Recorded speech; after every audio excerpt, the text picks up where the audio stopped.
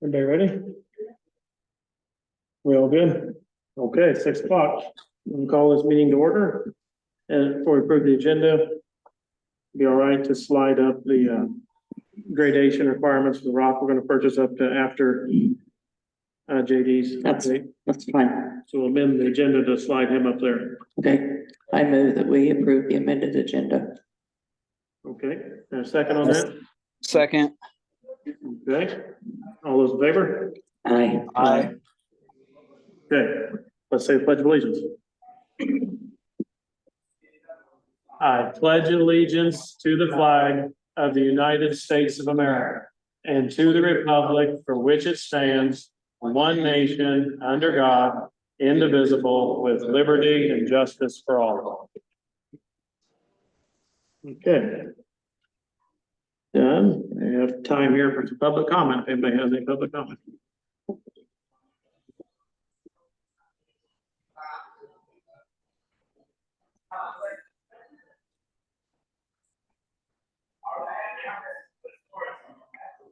Brad Richards. Lives here in Clarinda. Several things. From a local media outlet that I read, and I quote, during its meeting, June 29th, the Board of Supervisors voted 2-1 to retain the services of Gross Welch Marks Claire PC LLO to advise and defend the board of the complaint that had been raised by another county employee. The opposing vote on hiring the firm was cast by Supervisor Judy Clark. We've been accused, Todd, Mayor, and I have been accused of things Supervisor Chairperson Jacob said. We need defense. People have thrown our name in the mud falsely. It's just crazy. We have to do this because there have been frivolous claims made and our reputations have been damaged. We've been disgraced, basically, publicly. Supervisor Todd Mayer says, so this is what happens when you go down this road. We're not the ones causing this. We haven't been. But we're sure as heck gonna fight and not let our names be dragged through the mud.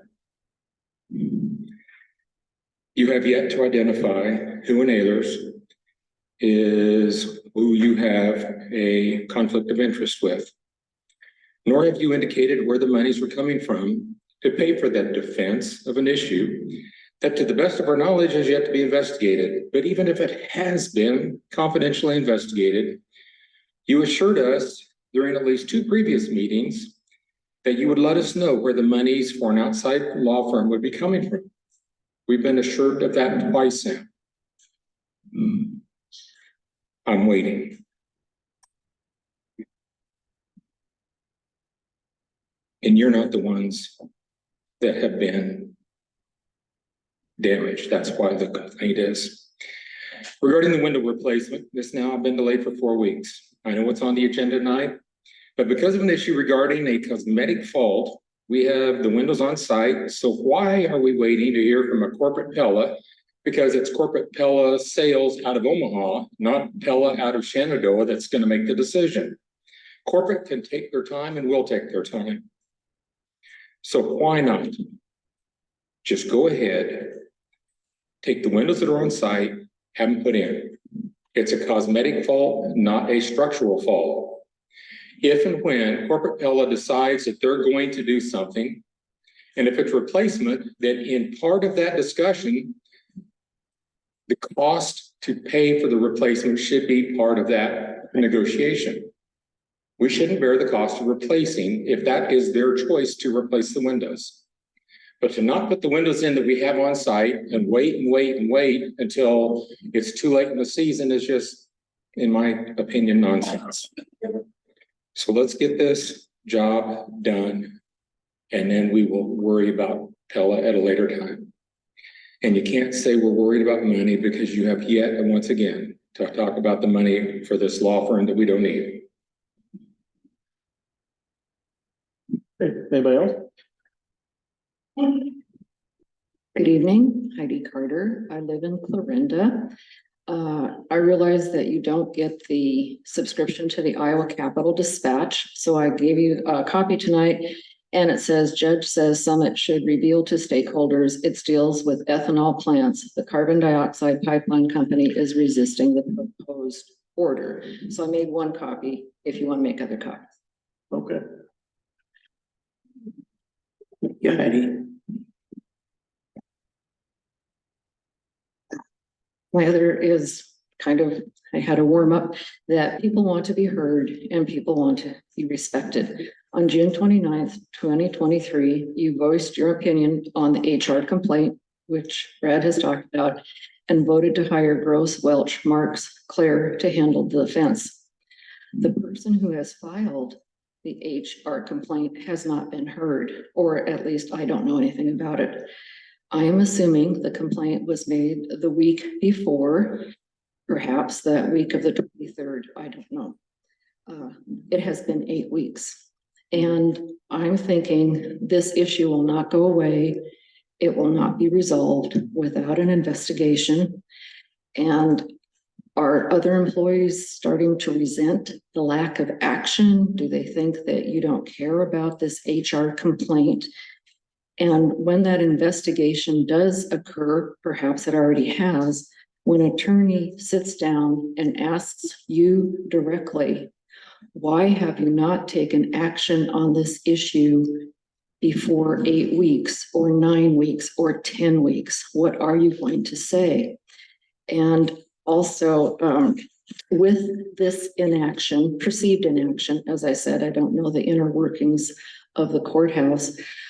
Also, are you adding to the complaint that has been made against the Board of Supervisors through not getting it investigated quickly? The longer it goes on, the more evidence can become apparent and be used within that complaint.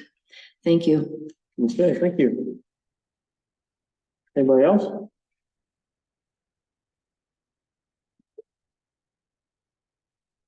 If we're good, then JD can come up.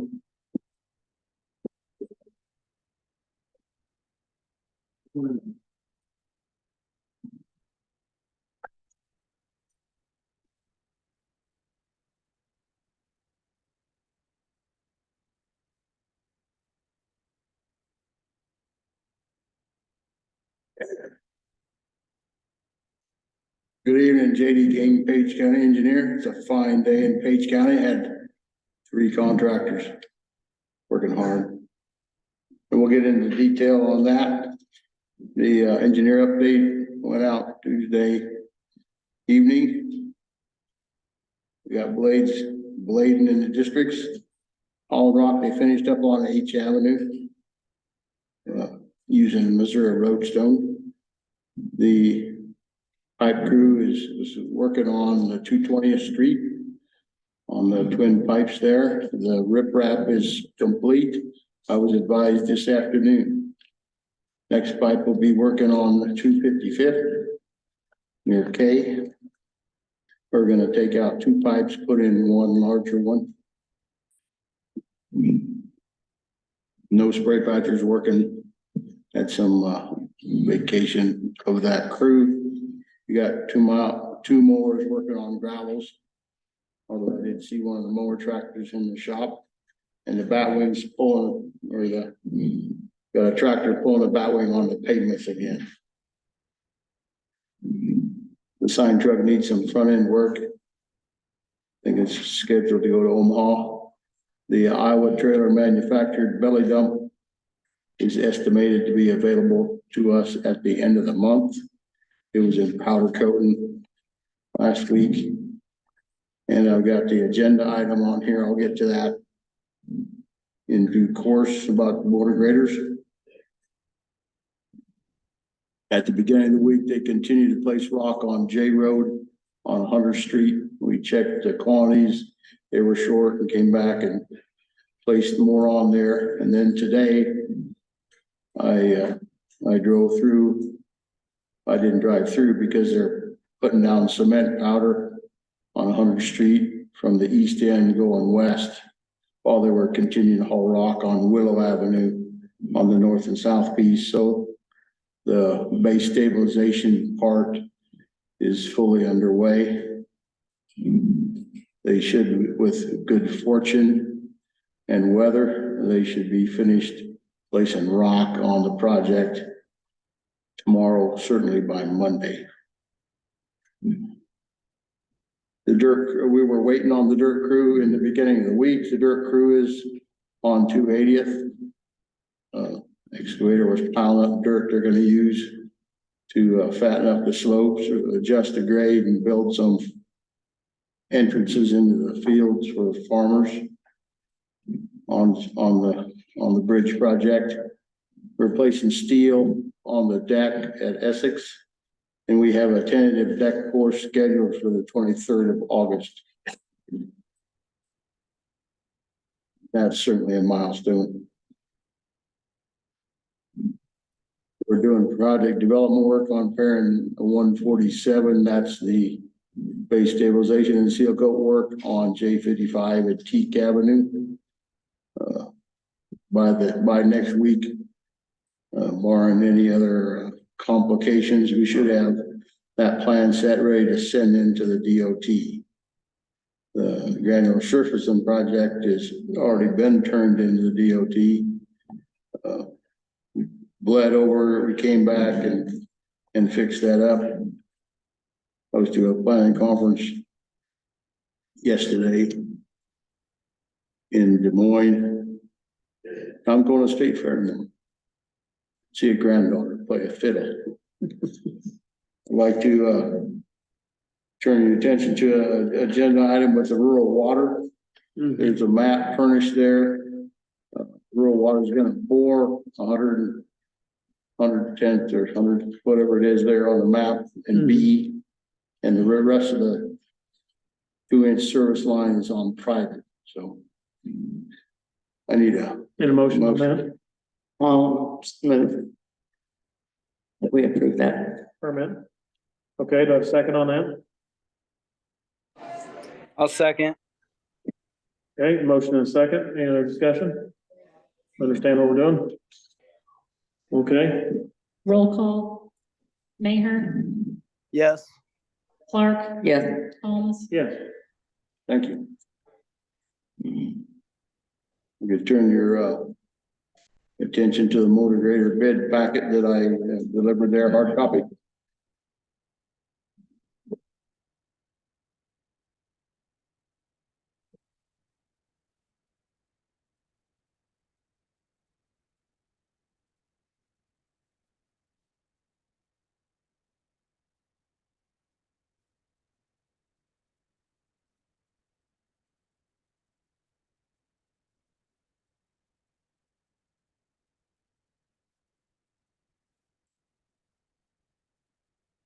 So the first page shows the motor grader bid summary.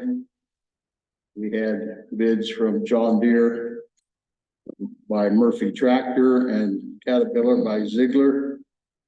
We chose to bid 2 different sizes of machine. Machine of what size we have and a larger machine.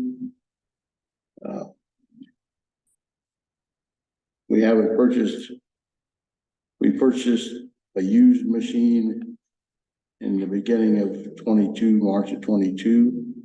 And the motor grader we purchased before that was a slightly used one in 20, just a moment.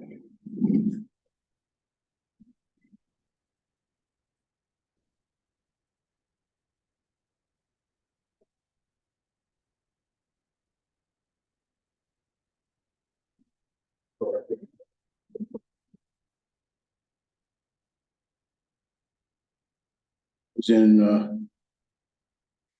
2017. So we've gone several years without purchasing motor graders. So, and we have money in the new equipment budget for two. You see the numbers here. And I'm gonna recommend Page County purchases two 140 all-wheel drive machines as the bids. And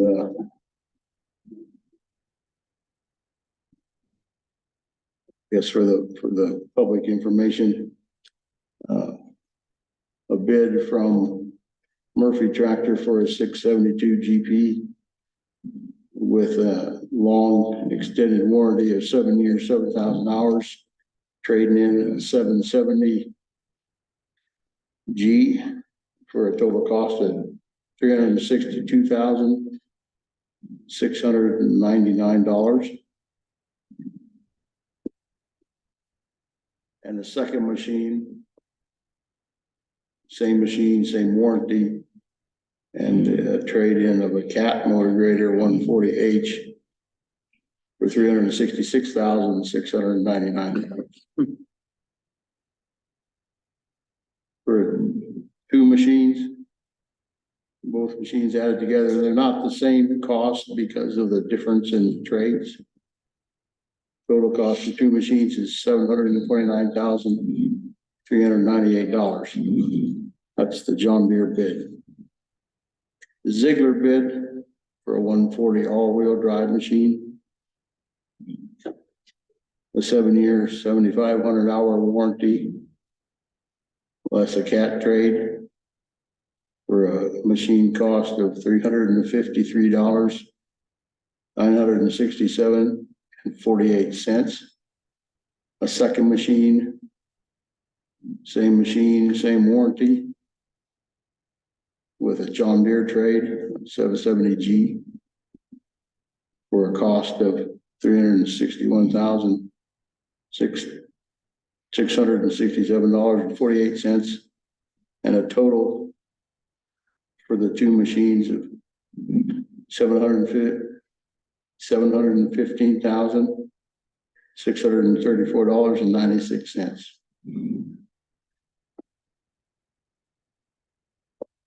Okay. And we do have money in the new equipment budget for fiscal year 24 for two machines. Okay. On this, and I talked to you earlier, trying to make sure the warranty is a big difference in price here. The Ziegler Correct. warranty is way less money, and I'm trying to understand and make sure it's apples to apples warranty, These are both comprehensive, no deductible. no deductibles, no cost for travel time and mileage from down. It doesn't cover wear parts like cutting edges, Right. hoses, belts. You know, unless the hose wore from a factory problem. Right. But, and they're both, the longest, most hour extended warranty that both companies have. Okay. Before we knew what the bids were gonna be, I talked to all 7 grader operators and to Jamie in the shop to see how they felt about the machines. And most of them were agreeable that they could drive either one, didn't make any difference. There are some differences. The JD cab is not as big as the Cat one. Jamie pointed out that lots of times when they order things and ask them to be shipped from John Deere, they're left on the shelf in Omaha and not delivered right away. But with Cat, they can usually get them the day after they're delivered. And I think with the price difference, I think it behooves us to approve. I would make a motion that we approve the purchase of 2 cat motor graders for a total of $715,634.96. Yes, Yeah, well, we can go into discussion here. So I have a second for that motion. Judy made a motion. Todd, can you second that? Hello, Todd. I would just like to talk a little bit more. I don't, or, I mean, do Well, you we have want to, you want a Oh. second and then we still have discussion? If we do, Yes. we vote, or if not, whatever you want to do. I don't care. We can discuss after we do a second. That's correct. Yeah, if we second it, we discuss. If we let it die, then we talk and make another motion. Okay. All right. Well, I'll second it to discuss it more. I have a question I've done some research on this like that. When I talked to some of the grader operators, I made a big deal about this premium circle John Deere has. It doesn't have bushings and all these things in it. Where does the Cat have that premium circle option with the They blade? don't have a, Do they have that option or not? It's in development right now. They've got it on their mining machines and they're testing it on the machines. Jamie, why don't you come up to the microphone?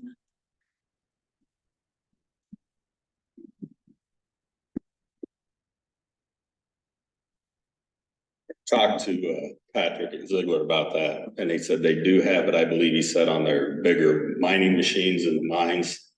And it is in development right now. They're testing it on these capable size of machines.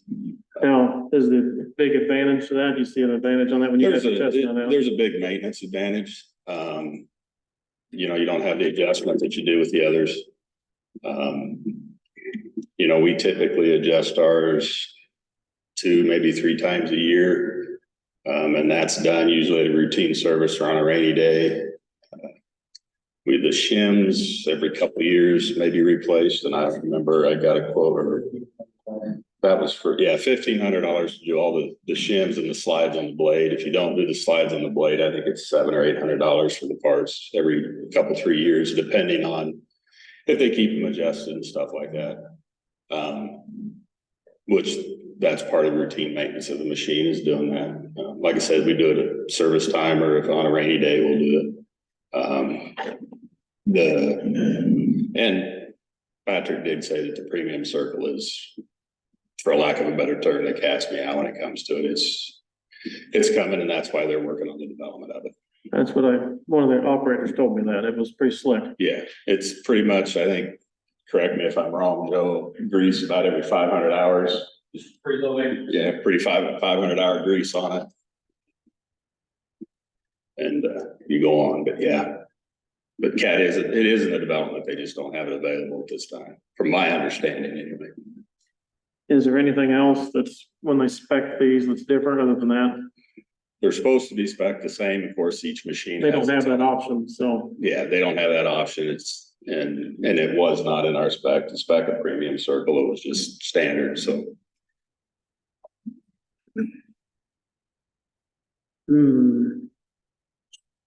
What do you guys want to talk? Do you mind? Yes, go ahead.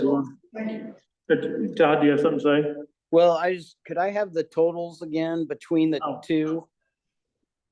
The 2 machines, the John Deere machines together are 729,000 after trade.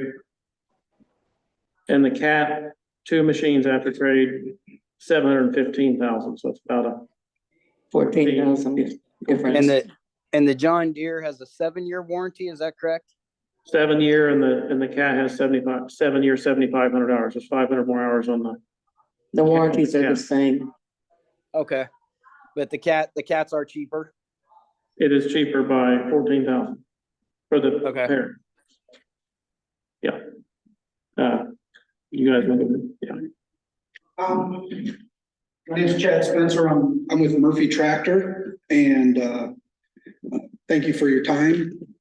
I would like the board to consider, I come up with a $13,764 price difference. Right. The premium circle over the ownership of your machine will protect your investment. That I can't exactly give you a perfect number, but Cat has come out with the premium circle. They unveiled it this year at Con Expo. They're not able to put it on their machines right away, but it will be coming. So I urge you to think about the fact that you'll be buying a machine that's already light years behind what's considered to be The best. standard, the best. Our DPF filter, it has a 10,000 hour assurance policy that your service, they'll never touch that. Cat, I know that you have to replace it at 5,000 hours or get it cleaned. And I've heard that those cost anywhere from $5,000 to $6,000 all in. Excuse me. As they mentioned, the premium circle is just a standard feature on a Deere. Same thing with the reversing fan. We offer a reversing fan that allows your operators to never have to blow out the cooling package. That's a few $1,000s on each machine. If you add all that up, you're going to pay for that $13,000 at some point. You're gonna pay for it up front with the Deere, but you're gonna have a machine that is already where the industry standard should be at. And Cat's coming, but they're not there. And I would urge you to consider that $13,000 difference is not enough of a difference for you to not choose the Deere. The other thing I would like to address, and that's the parts issue. As I understand it, I'm new, I'm about 7 months into this, so I'm learning. There was a time when we maybe missed the ball. We're human, we're a business, sometimes things go wrong. We asked that Page County give Murphy Equipment a chance today. We're a different company than we were 3 years ago. And I think Joe can speak to the difference in management and our commitment to Page County and other counties just like Page. You know, I can't fix the past, but I can make the future a better deal. And that's really all I have to add. And I thank you each for your time and consideration. Good, thank you.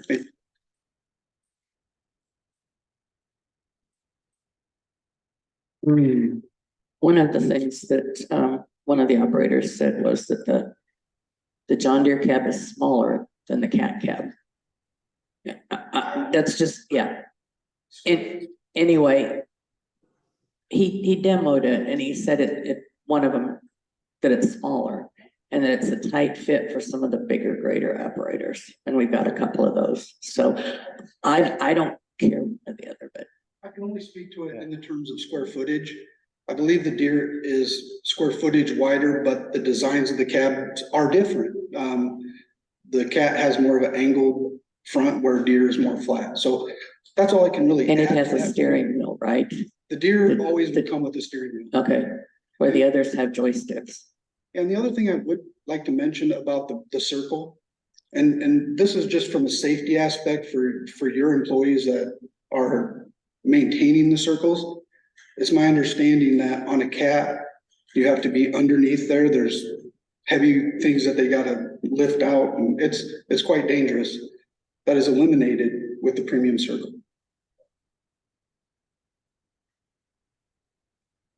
Well, I'm kind of a mind to wait a week on this, think about it. I don't know.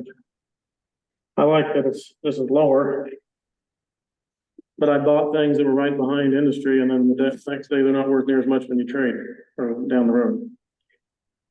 So I mean, I see the idea here. I like the lower cost. I just want to make sure we're not buying something that's gonna cost us more in the long run.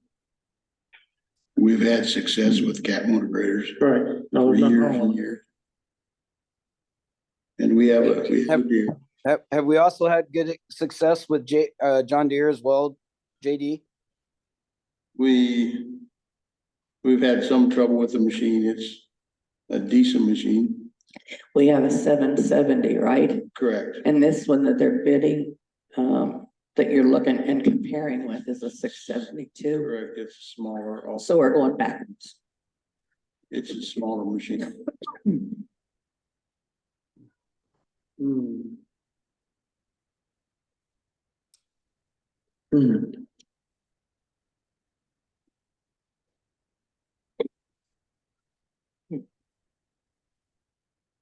Well, I can see this, but we got some of this at like 4 o'clock today. I think when it came through. So, Do we have time to postpone and kind of hold on and make a decision next week? I think so. I'm not available next week, but I have, We've got the information. Yeah, the numbers won't change here. right. I want to research into this circle thing to see what that means dollars wise and if it's as big a deal as it. But if we have a 770 now and we're gonna go to a 672 or It also a means 672, does that mean that we have less horsepower, less whatever? the cat grader they compared it to are the same size, so it's smaller also. Right, but we have 770 John Deere Mhm. that we're working with now. So if we go with the 672, we're going backwards. Well, on the both- John Deere. Well, both machines would actually be a little bit smaller, the cat or the John. We have 140s now. We We have have- cat 140s.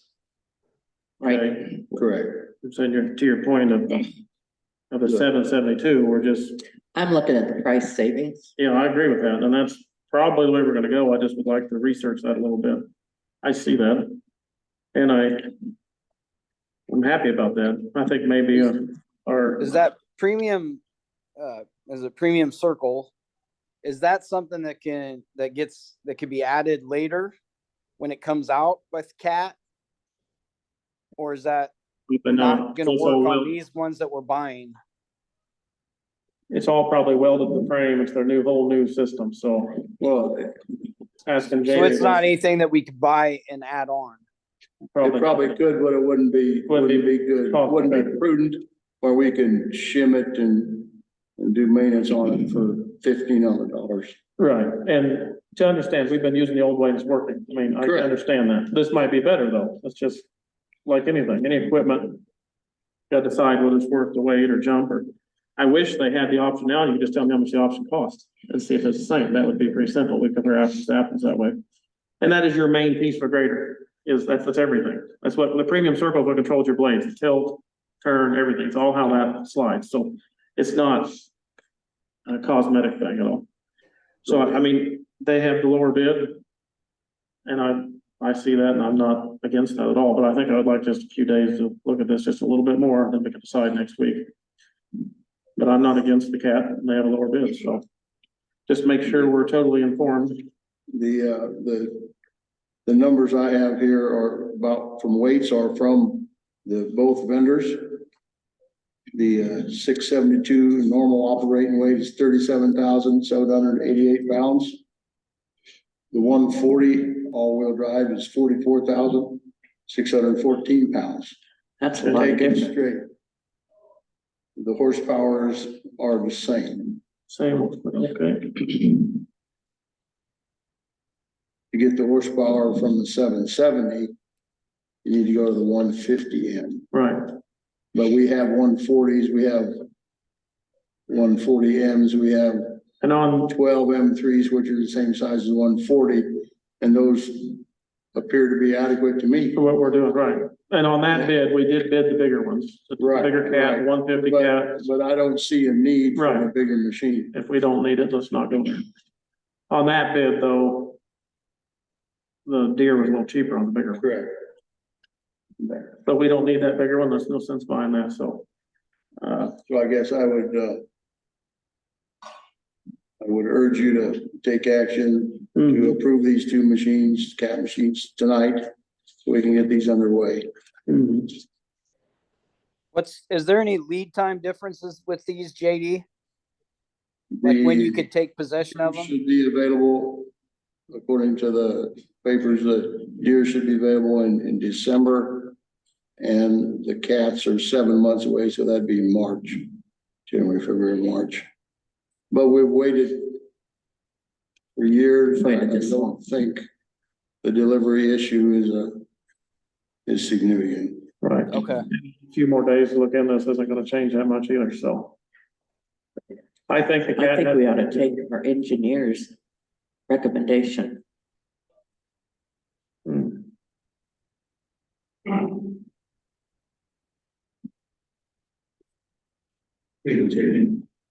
But we're having discussion here, Brad, hold on. This is part of the discussion. Oh. You guys have had these according to the minutes. The agenda came out, This is on the agenda Tuesday at noon. Why do you need 2 more days? This is Thursday. I'm sorry if you haven't got stuff before now, before 4 o'clock today. The agenda was out here. You guys need to make a decision on this. Quit cutting stuff down the road. The information on the bids was sent to the board at 11:15 today, or 11:45 today. So they haven't had days to look at it. No, but we've had all day. Yeah, so, But I think that. I have you, not, so. yeah, we're You, spending $700,000. That's okay to think about.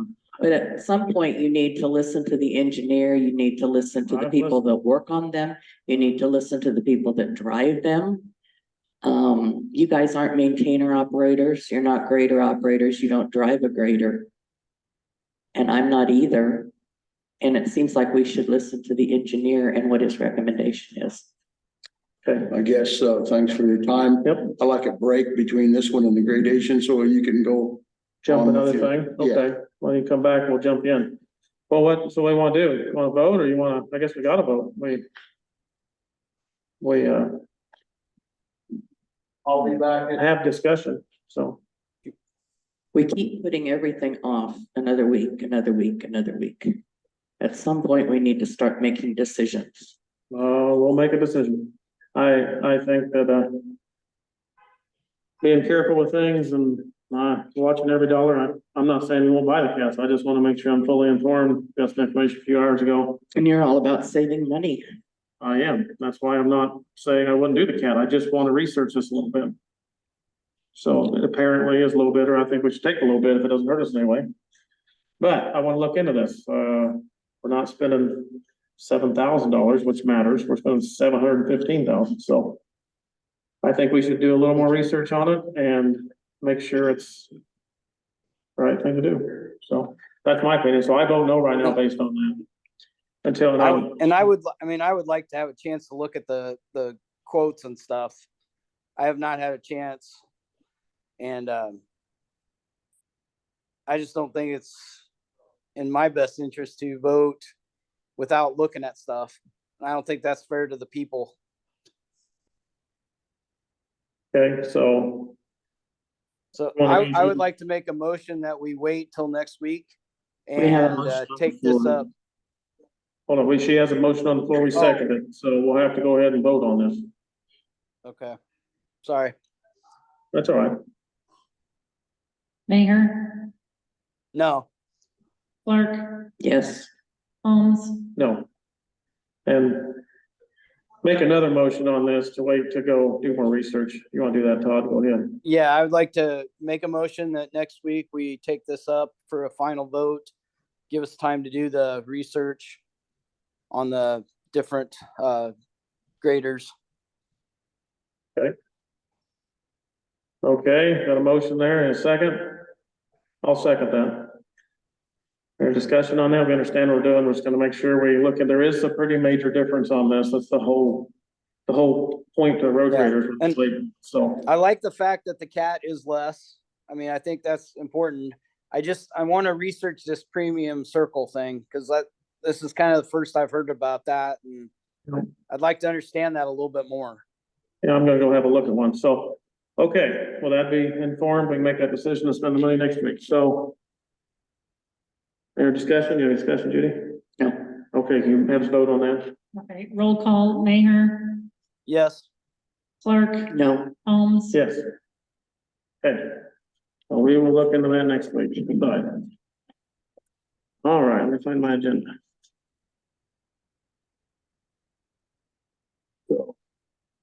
JD ready here? Now let's see. We can do our Summit Carbon Solutions update. And give JD a little break.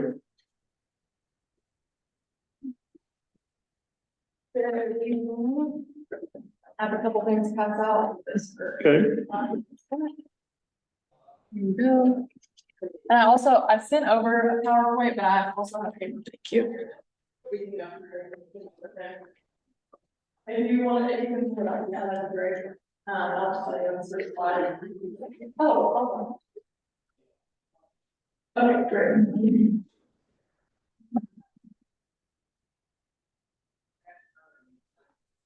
All right. I'm going to.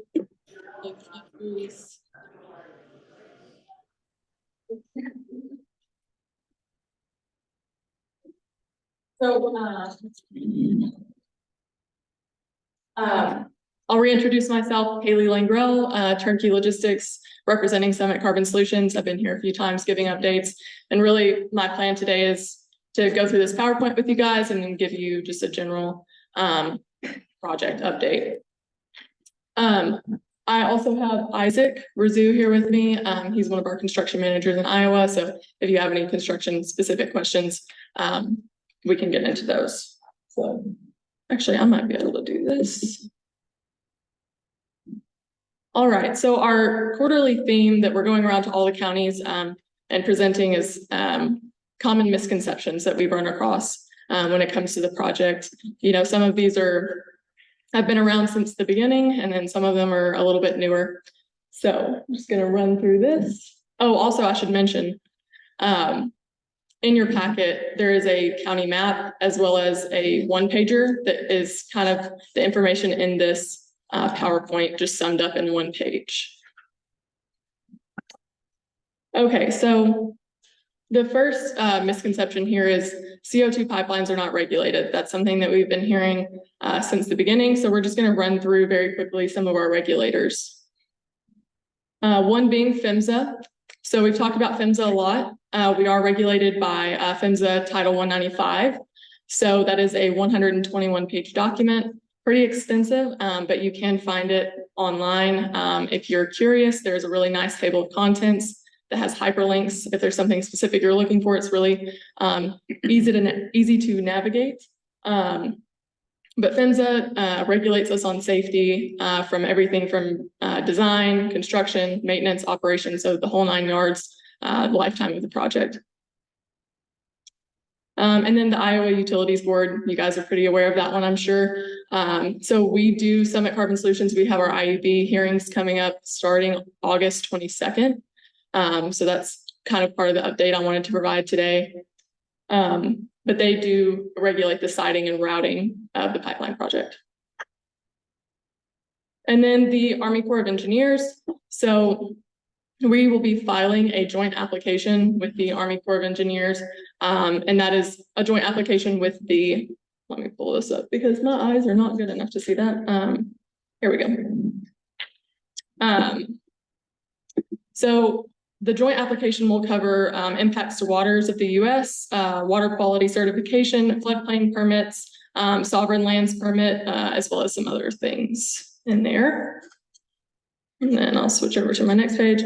The Iowa Department of Natural Resources, they cover everything water. So they oversee stormwater permitting, dewatering, water discharges, and water allocation. And the next misconception is Summit Carbon Solutions will not repair drain tile damages. So this isn't so much of something, I think everyone knows that we've said since the beginning that we plan to repair drain tile damages.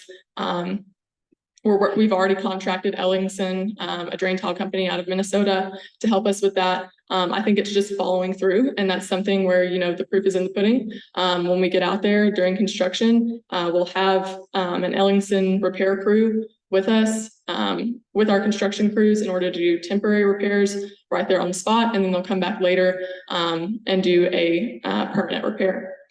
And then, like I said, you know, the proof's kind of in the pudding there, but we also have some easement language. So if you are a landowner, you can find it in section 4 of your easement, restoration. So the company shall repair, or if company deems necessary, replace the damaged portion of the tile, terrace, or irrigation system. So that's kind of the key language there in the easement.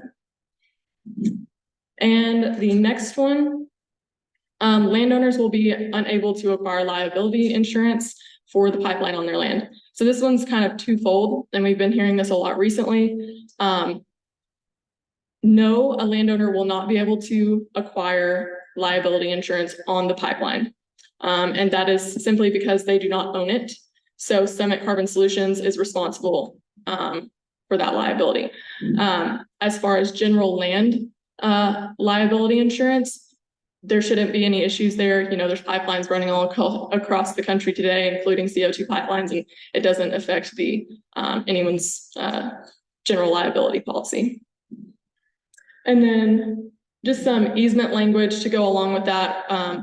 In section 6, we have our indemnification clause.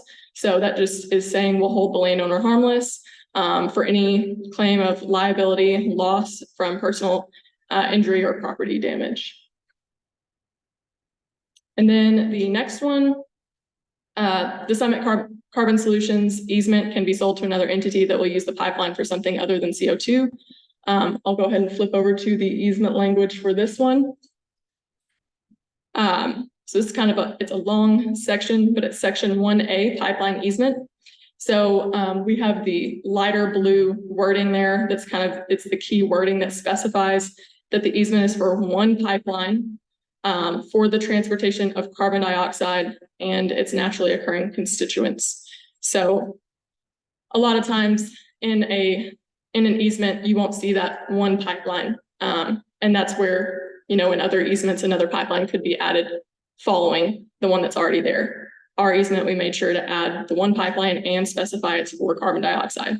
So if a company wanted to come and buy our easement, they would have to keep that language or renegotiate with landowners and essentially start the whole process over again. Okay, so a few quick ones. This is the first time Summit Carbon Solutions has built a pipeline. Technically true. So this is the first time Summit Carbon Solutions, the company, has built a pipeline. However, the people that have been hired by Summit Carbon Solutions, just our engineering and construction crews teams alone have over 250 years of combined experience. So there is a lot of experience going into this, and you know, those people were hired for a reason. And then CO2 pipelines are a new technology. This is something we've been, you know, kind of trying to combat since the beginning. They have been in use for over 40 years in the United States, and there are over 5,000 miles currently in the United States. And then the Summit Carbon Solutions pipeline will use an exponential amount of water at capture facilities. This is something that's been coming up more recently as well. So we kind of did the research into that, and it's different for every capture facility, but on average, we'll add about 10% to the existing water usage. So not a ton.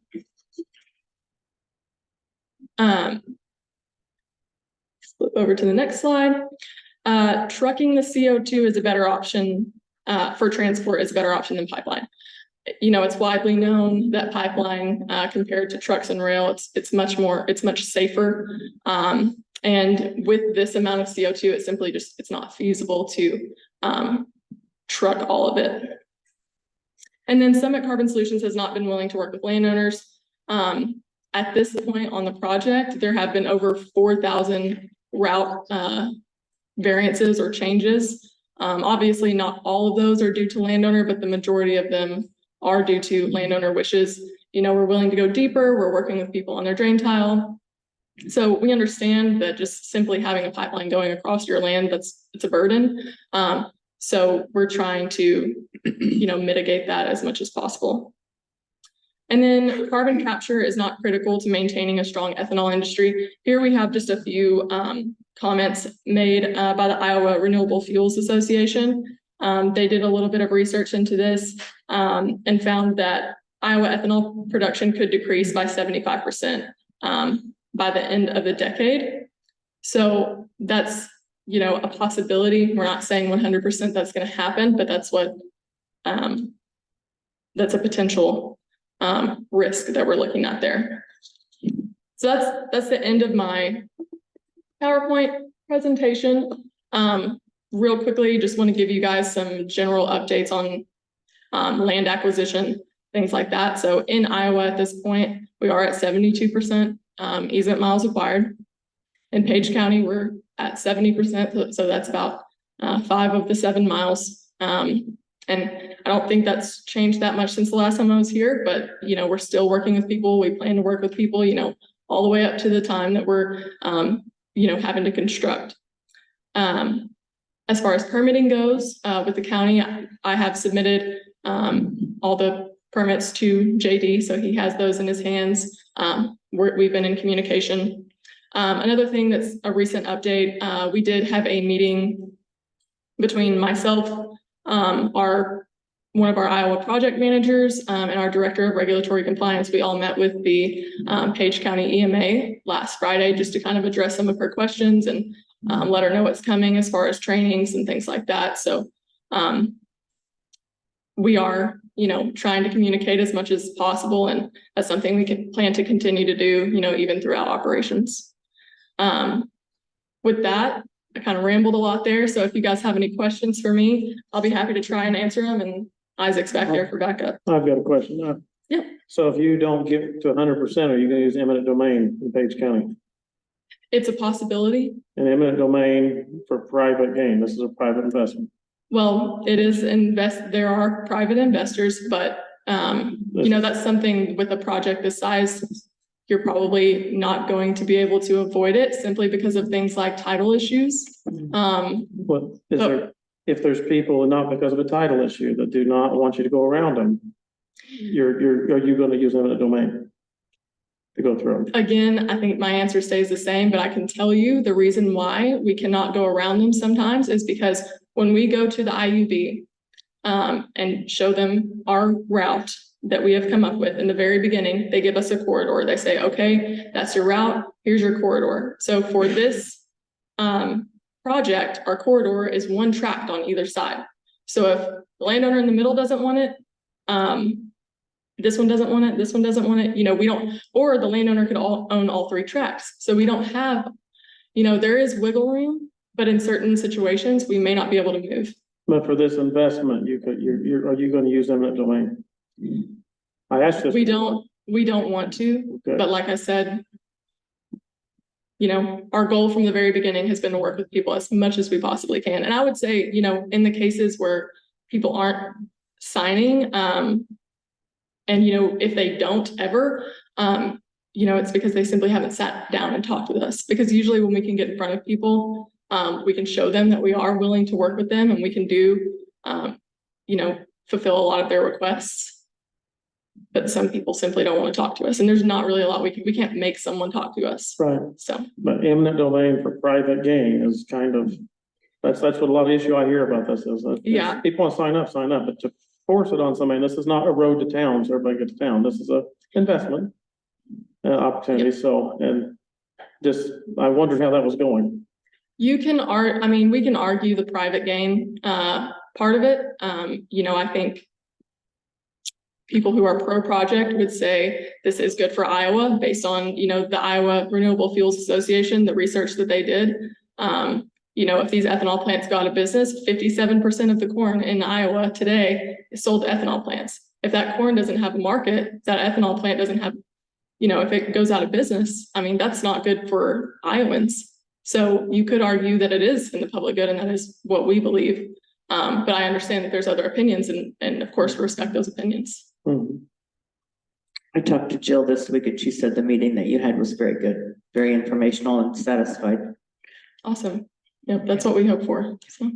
I've got a question for you. I keep getting notification of all these things that are filed with IUB. Are all of those people landowners where this is going through, or are they people across Iowa who have no vested interest? So there's a couple different things. I'm not exactly sure.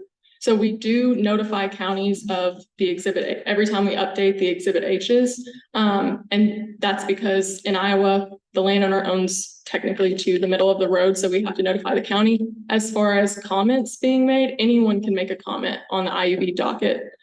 So they may not be a landowner, they may be, but anyone, I could go on right now and make a comment. So. Okay. Anything else? Appreciate you coming here in person to give us an update. Yep, thanks for the update. Sorry, I missed the meeting Friday. That's okay. I left a little bit of extra information in your packet. So on what we talked about at that meeting, if you want to take a look. But yeah, I talked to our fire chief, Justin, and he had said he'd sent you a whole list of questions and things. And So most of those were the same questions I would have asked, so I feel pretty confident that we'll get some answers to those. Yep, and that's what's on the sheet that I have in your packet here. And so if you have any other questions after you look at it, just feel free to reach out to me. Okay, thank you. Thank you for coming here. Thank you for having me. Thanks. All right. JD, you want to jump in now or not?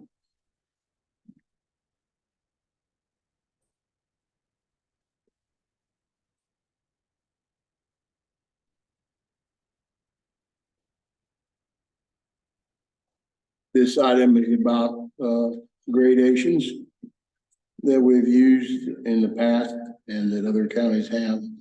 And also some gradations on Missouri Roadstone currently in production down at the Shamrock Quarry. And I enjoyed going down on that quarry tour to see the pit, and too bad the crusher wasn't running. That's interesting also. Mm-hmm. I don't have extra hard copies for you, Yeah, but basically what Page County has been using for roadstone was 1.25 inch top size, and then the number 8s were 15 to 20, and the 200, which is dust, which is the dust part, was, up to 10. right. And effectively, the Missouri Roadstone on those two sieves is about half. Yeah. So it's a bit cleaner on the bottom end.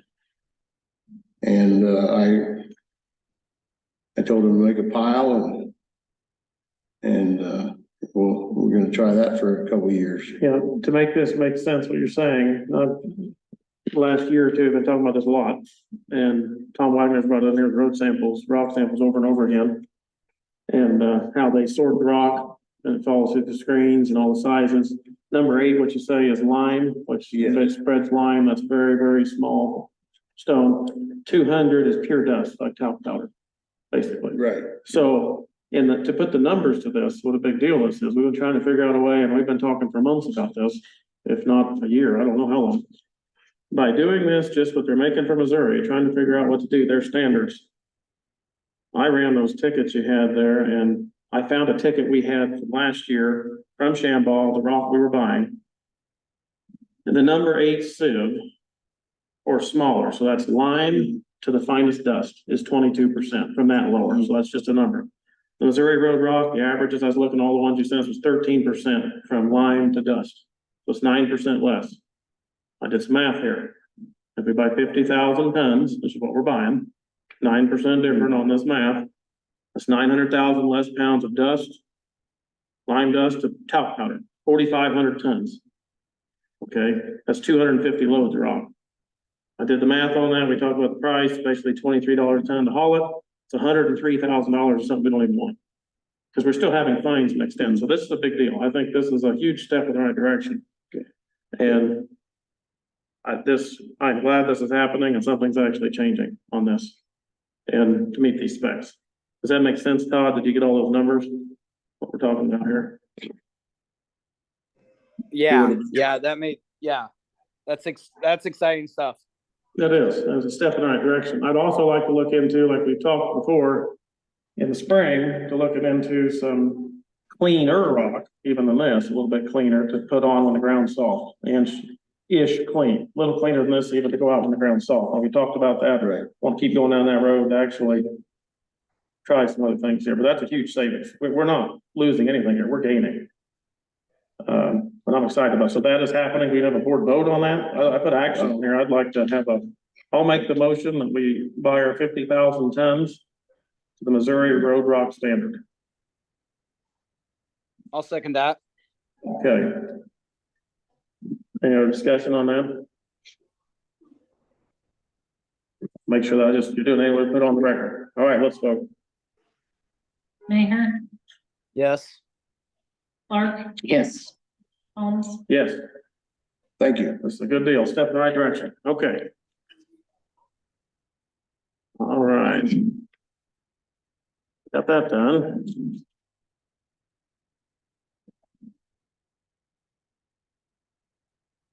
Okay, I'm finding the page here.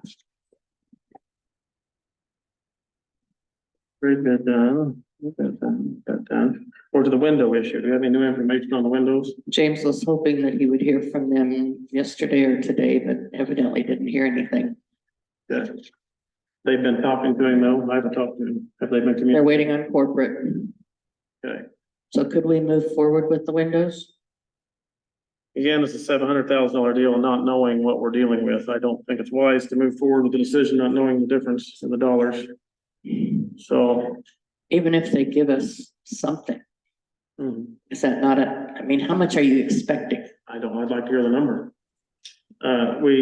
If you have a storm hit your house that damages the house, they come out with insurance, you're gonna settle where you see what the bid is?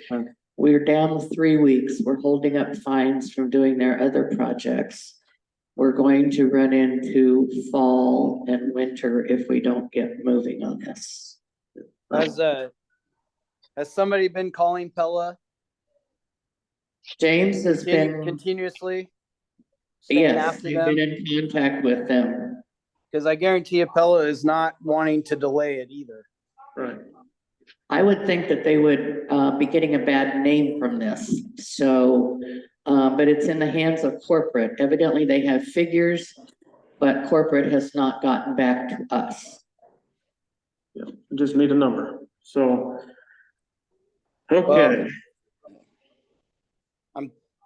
I'm still thinking that has to come from the sales branch and out of Omaha and not really the corporate office, but because Evidently, the sales branch that we dealt with is a private sales branch, not owned by Pella. They use Pella's name, but they're not owned or ran by Pella.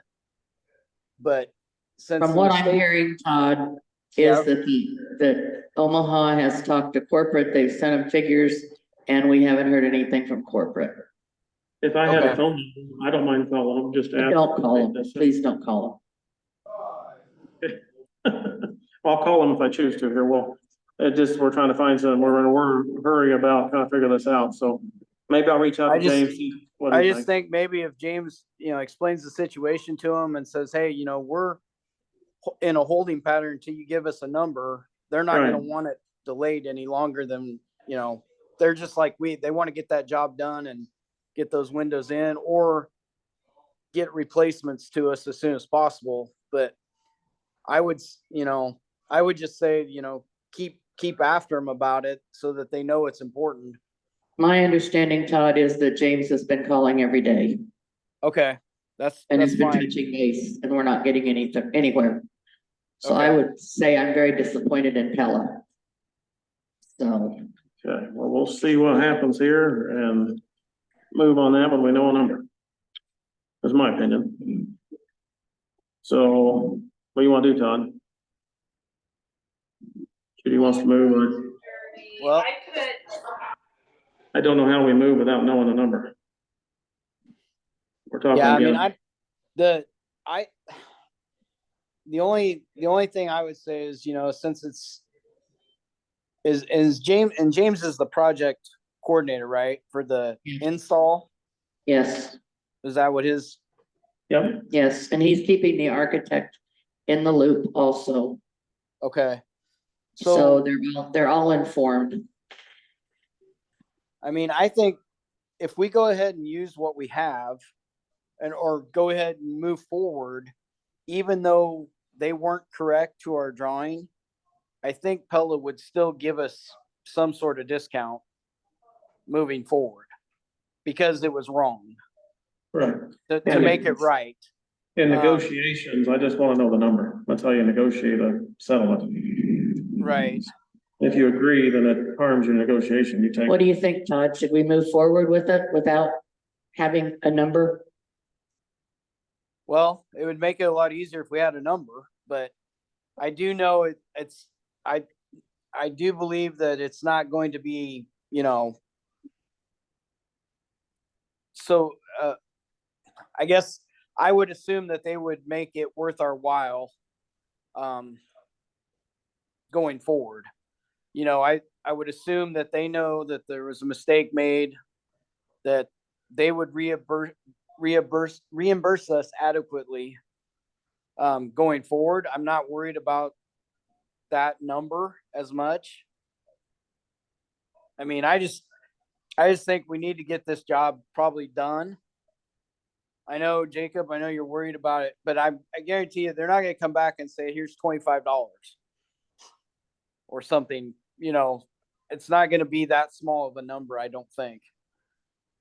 In negotiation, which in several things I've done this, they offer you a number, you can then counter offer, or you have negotiating power. It's just part of it to see what we can do. Well, I don't know if we're gonna be able to counter offer. They'd probably say, hey, Say here's we'll what make we're gonna it- do. Huh? I think we're gonna take whatever they offer and move forward, but I think we need to move forward now and get this job done, as you say, Todd. I've Yeah, never do you- agreed to a deal without Jacob, knowing do you them. have a number in mind, Jacob? I don't know. I don't know what they're probably got the project, what it's gonna cost to take out the windows they put in, because they're gonna have to do that. And then they're gonna, I think there's around 50 windows plus on the 2 floors. That should be a pretty serious thing. That's a lot of windows they have to remake. I think it's gonna be serious enough that But- Pella's gonna know that they're I- getting a bad name I out of this. kinda if they thought- don't. Did I've we? never signed a deal where I didn't know the number, ever. I know, but didn't we decide, or did we talk about that it was just cosmetic? And we thought that, you know, they were okay to, you know, looking wise, and it's not a structural failure or anything like that that's gonna be at the windows.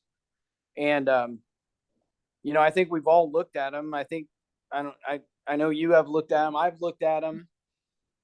And yes, maybe they weren't meant to our specification for the drawings and what the architect had planned. But they are, you know, they look pretty good. I still think they should reimburse us or compensate us for the mistake. And I think they will do that even if we move forward. If I make a motion, Todd, will you second it and vote for it? Yeah, go ahead. What now, Jacob? No, Judy? Judy talked, I was letting her finish. She said something. She's asking If you. I make a motion, I mean- will you I- second it and vote for it? I would make a motion that, you know, we let the project go forward, but we also hold Pella accountable for the mistake. But I will second that. Well, maybe your motion is to go forward without agreeing to any settlement. Is that what you mean, or not? yeah, because, well, I think Pella will But once we know there's a problem and we go forward, it's on us. We know there's a problem. If we go on, then they're not gonna wanna pay for us going on, because we knew there was a problem and we're sticking windows in. So that labor, I'm guessing we would be out if we I decide don't to. know I that don't we think would we'll be out. I because think they know Pella's that lucky enough that they're Pella gonna stay. knows they're not right. Yeah, So we can either say, hey, let's replace these windows, and then that takes, you know, 3 to 8 weeks on top of what we've already waited for.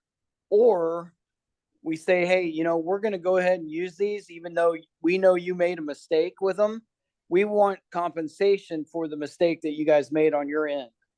Mhm. And they would do that, I believe. I wonder, is anybody, when I talked to James a few weeks ago, he acted like, well, you shouldn't go forward without a number. So I'd like to talk to him again. It's like, who would go forward without a number? Todd, did you make a motion? And I seconded your motion. All right, what was the motion? Repeat that for me so I know what it is. Go ahead and repeat your motion. So I would make a motion that we move forward and we still get compensated for the mistake that Pella made on the windows. And I second that. And I call for a vote. How can we force someone to compensate us? I believe Pella is reputable I know, enough. I'm that not they saying they will will, do but I mean, just say you can force it. I mean, I don't know how you have that in a motion. I call for a vote. Okay, roll call, Mayor, Yes. Clark, Yes. Holmes, No, I cannot agree without knowing a number. I cannot agree to an agreement right now. Okay. So they're supposed to move forward and we're. Make sure, I mean, James needs to talk to them. They will compensate and make it good with the county. That's a pretty big job and it's a pretty big client. They are not gonna want the reputation of making a mistake and not, compensating the client considerably, I guess I would say. I hope so. Yeah, okay. Well, that's what we'll do then. That's what we have on there to move forward and wait to hear what they're gonna give us. Okay, let me see here. Next up, we have here request to shut off phones during the meeting by Supervisor Clark. I think that's what we're to. I was asked by a citizen who watches on Zoom and has also been present, to ask the supervisors to please shut off their phones, put them away, don't be answering texts or reading texts. Because if we have comments, we have them on here.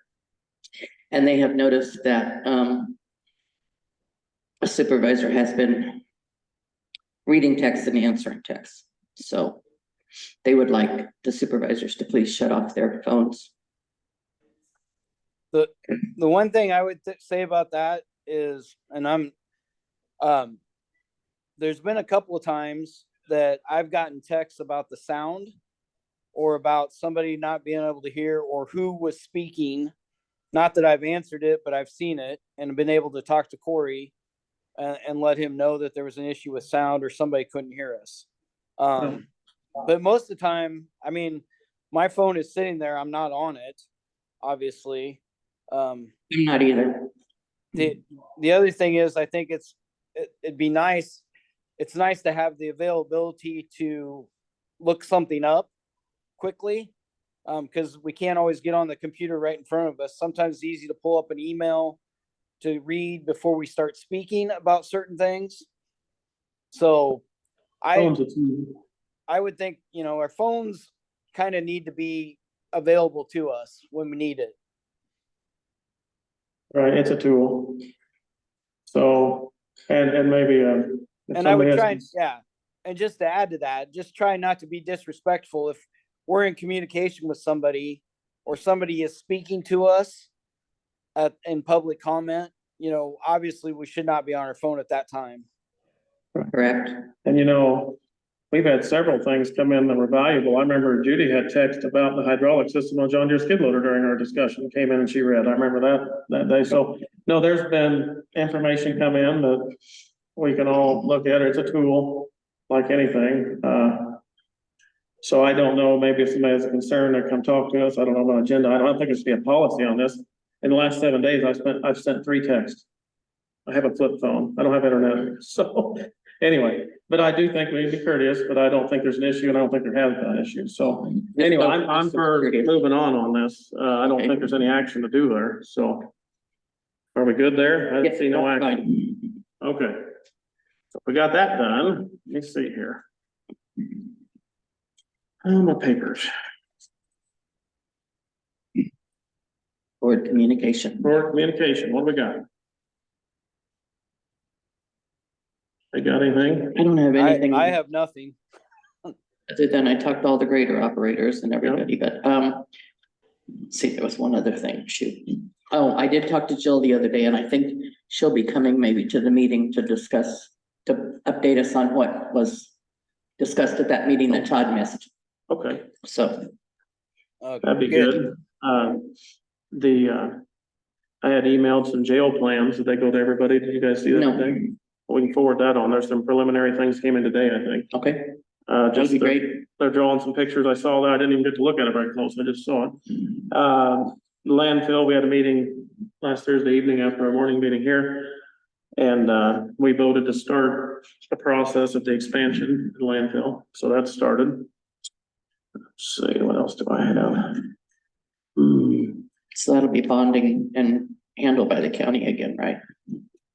Yeah, be Yeah. borrowing money through that. Right. And we put the resolution in place last week to start it and start that process. And we voted on a contractor, the lowest bid contractor to take on that dirt work. Okay, so I'm trying to think if there's anything else. I think that's about it on that. Anything else anybody has? Am I missing anybody? Okay, on the minutes, let's see here. No. That's right. I sent an email out this afternoon, popped off this to you, Todd, just so you could see what I did. I just amended them to match what we talked about in January.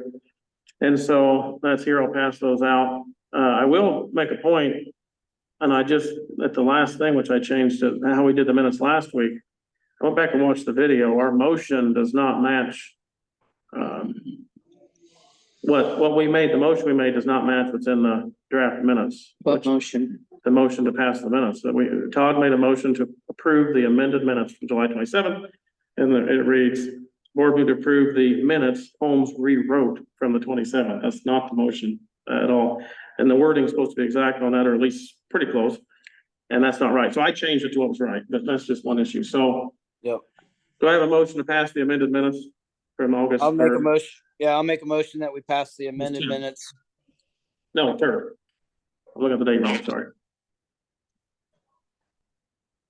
Okay, made a motion to pass the amended minutes, August 3rd. I'll second that motion.